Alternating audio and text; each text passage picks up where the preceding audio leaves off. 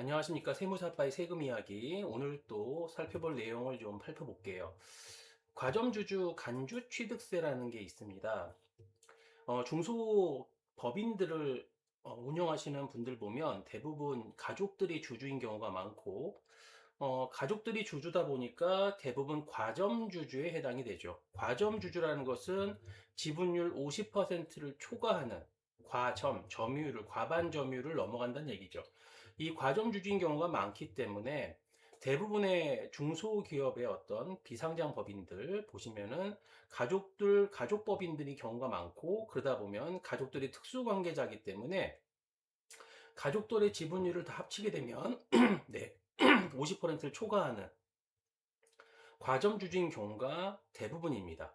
그런 경우에 과점주주의 지분율이 높아졌을 경우 단순히 그냥 주식을 더 산 것뿐인데, 다른 사람으로부터 주식을 더 사서 지분율이 높아졌을 뿐인데 법인이 소유하고 있는 취득세 과세 대상 자산, 즉 부동산이나 차량에 대한 취득을 한 것으로 간주해서 취득세가 부과되는 경우가 있습니다. 이게 과점주주의 간주취득세인데, 이 부분을 오늘 좀 살펴볼까 합니다.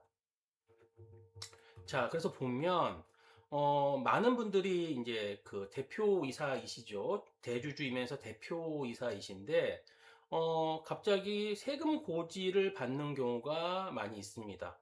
단지 주식을 더 사서 지분율이 높아졌는데 취득세가 왜 나오지? 하고 이렇게 당황할 수 있는 경우가 생깁니다. 그래서 이 부분을 좀 오늘 살펴보는 내용, 즉 간주 취득세가 무엇인지 하나하나 좀 자세히 살펴보도록 할게요.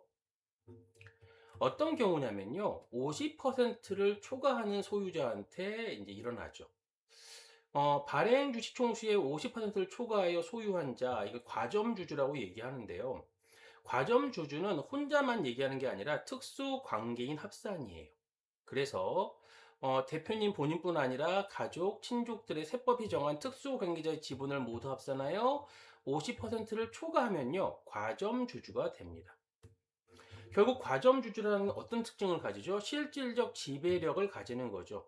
과반 지분율을 지분율의 과반을 확보함으로써 그 법인 경영에 실질적인 영향력을 행사하고 재산을 실질적으로 통제할 수 있다. 예, 사고 팔 수 있는 권한을 갖고 있다라고 세법은 바라보는 거죠. 뭐 당연히 그렇겠죠. 50%를 초과하게 되면요. 그 50% 초과하는 자는 당당하게 어떤 그 의사결정을 통해서 경영에 어떤 실질적인 어떤 지배력을 갖고 있다고 볼 수가 있습니다. 자, 30%고 배우자 지분이 30%니까 50%안 넘죠가 아니죠. 대표님 지분이 30%고 배우자 지분이 30%면 특수관계자 합히니까 모두 합치면 60%므로 과점주주에 해당을 합니다. 말씀드린 대로 과점주주의 판단은 특수관계자의 지분율을 모두 합쳐서 판단하므로 과점주주에 해당이 되죠. 그러면은 이 간주취득세를 왜 과세관청은 이거를 왜 과세할까요? 시청이나 이 지방세를 왜 과세할까요? 보면 특정 개인 과점주주, 자, 특정 개인이 법인의 지분의 50%를 초과해서 갖게 되면 사실상 그 법인의 재산을 마음대로 처분하고 관리할 수 있는 막강한 권한이 생깁니다. 그 얘기는 뭐냐면 직접 샀구나, 직접 취득했구나라고 볼 수가 있는 거죠. 간주한다는 얘기죠. 그래서 법인의 껍데기만 빌렸을 뿐 사실상 개인이 부동산과 차량을 직접 취득한 것과 마찬가지, 이런 시각으로 보기 때문에 취득세를 매기는 거죠. 부동산과 차량을 취득했다라고 보고 취득세를 과세합니다. 사이에 물론 법인이 소유하고 있지만 법인은 뭐만 한 거다? 껍데기만 빌렸다라고 보는 거죠. 그래서 과점주주 50%를 초과해서 과점주주가 되게 되면 실질적으로 그 법인이 소유하고 있는 부동산과 차량을 직접 취득한 것으로 뭐 한다? 간주한다. 네, 간주한다는 얘기죠. 그래서 취득세를 과세하겠다. 그 얘기입니다. 그러면은 언제 이게 과세가 되는가? 자, 세 가지 상황이 있는데요. 최초로 과점주주가 된 경우입니다. 예를 들어, 자, 처음에 40% 가족들 모두 합쳐서 얼마죠? 40%면 과점주주가 아니에요. 그런데 다른 이의 지분을 삼으로써 40%에서 얼마가 되죠? 최초로 60%가 되게 되면 처음으로 과점주주가 됩니다. 이때 세부담이 제일 높죠. 그러면 60% 전체에 대해서 세금을 냅니다. 60% 전체가 뭐예요? 뭐의 60%요?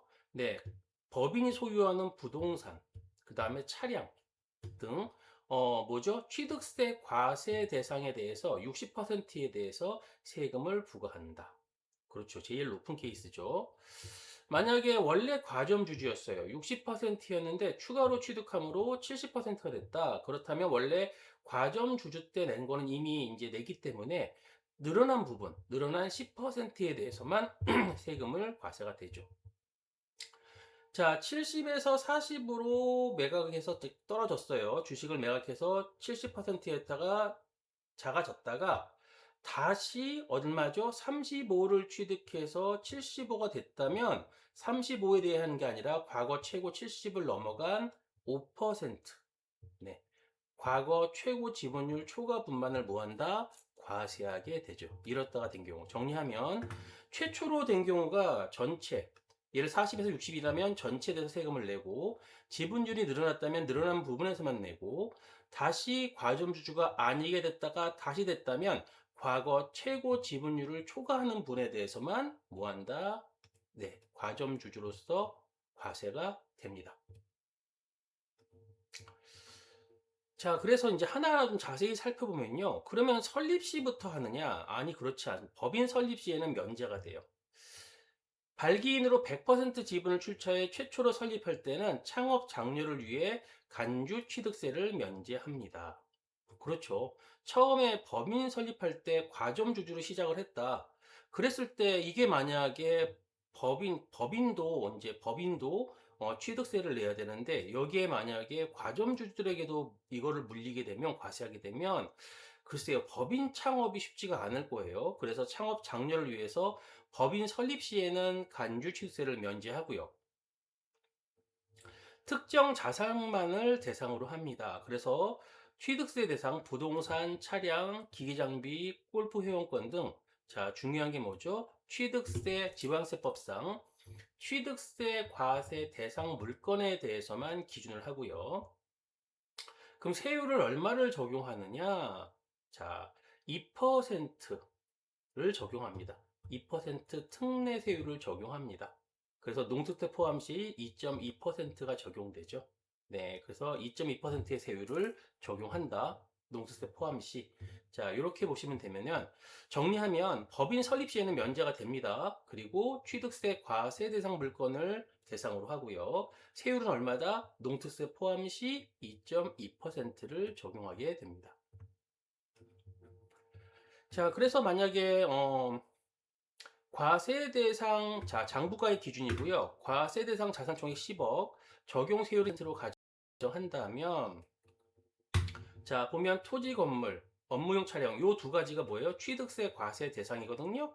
요 장부가액 8억과 2억 원에 대해서 자, 2.2% 세율로 적용하는데 그 아까 처음에 배웠던 지분율에 해당하는 것만큼 과세가 되겠죠. 일단은 어디가 과세 대상이냐? 네, 토지 건물, 업무용 차량이 과세 대상이다 보시면 되고 아까 우리 예를 들었던 최초 60%라면 자, 8억하고 2억 10억 원이었죠, 대상이.